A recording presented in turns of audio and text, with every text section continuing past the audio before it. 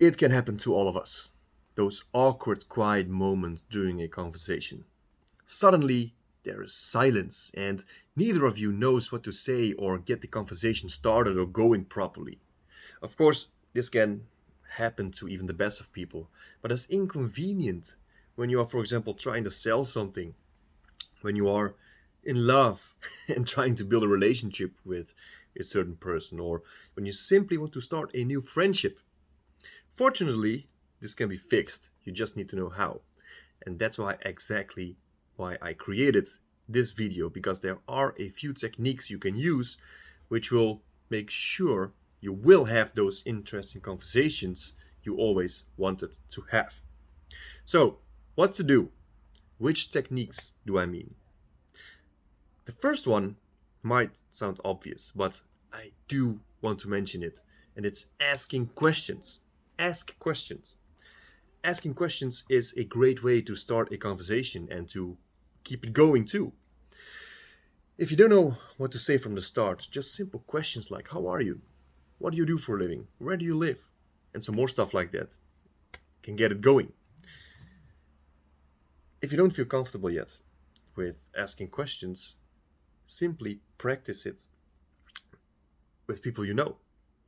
You probably already know the basics about those people, but you can still ask simple questions about how their day went and maybe ask some more substantive questions about their work, for example. Knowing them may also make you feel less hesitant about asking questions. And if you keep practicing this, you will find yourself having a good chat before you know it.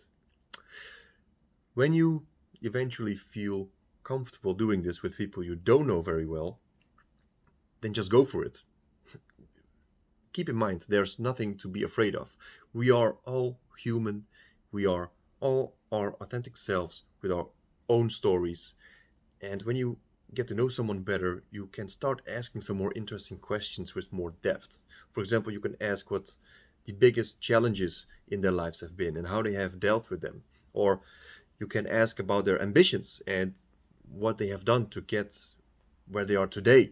And eventually, just say what's on your mind. And this is the next technique I want to talk with you about. And don't get confused, because by this I don't mean that you should say something without thinking, but more that you shouldn't filter.